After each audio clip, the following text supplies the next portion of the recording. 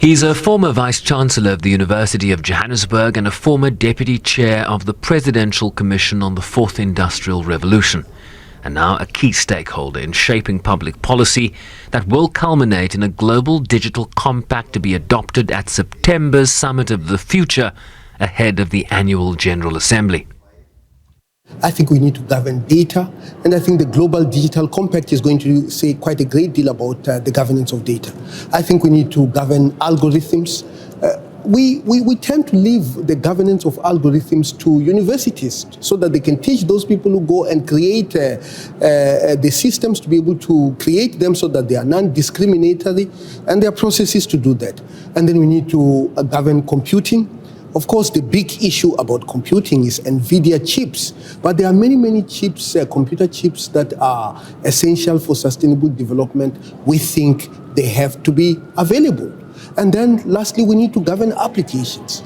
And one of the things that we are worried about is the weaponization of AI. We need to govern that. Data is viewed as the lifeblood of AI, providing the information needed to train AI models, making high-quality data at the front end critical to the quality AI produces at the back end, with growing concerns that the dearth of data gathering in poor regions of the world could have profound implications on the technology moving forward. It is clear that if the AI systems are trained with inadequate amount of data, they don't perform what they are supposed to perform. And it is also clear that there is more data that is collected in the global north than in the global south. What do we do about it? I have issued a policy guideline on the use of synthetic data to deal with issues of data scarcity in the global south. Some of the solutions are going to be technological, but I think we need to invest in data gathering infrastructure, and we need to ensure that those countries that do not have the capabilities to do that are actually empowered. While pointing to key developments in the South African space, Marwala urged policymakers to come up with an AI strategy for the country. On the Presidential Commission on the Fourth Industrial Revolution, the first and the second recommendations are actually quite key. The first one is to invest in educating South Africans on technology such as AI. It is pointed out.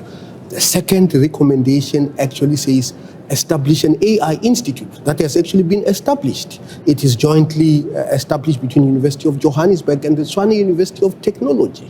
And then we have the fourth recommendation, which is about creating the infrastructure to be able to take advantage of this technology.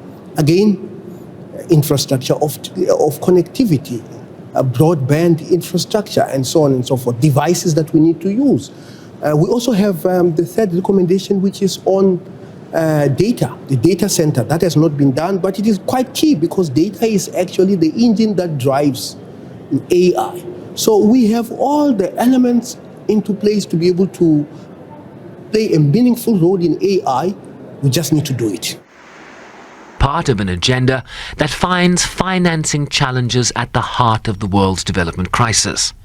Of course, one of the issues that we are worried about here at the United Nations is the issue of the reconfiguration of the global financial architecture.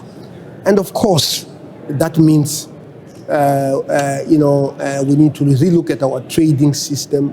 We need to relook at our member states having access to capital. We need to look at how we leverage some of the very important issues in the African continent, because the African continent has a lot of money. If you look at the materials that are used for the transition, even technological transition, the majority of them are in the African continent. What is missing? What is missing is that we have not perfected a way of maximizing the monetization of the resources we have. And we are not going to be able to do that unless we have education. Yes, the money is important.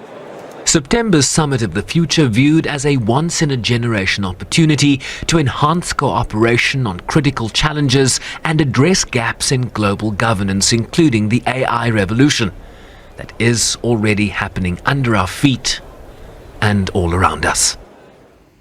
Sherwin Briceby's SABC News, New York.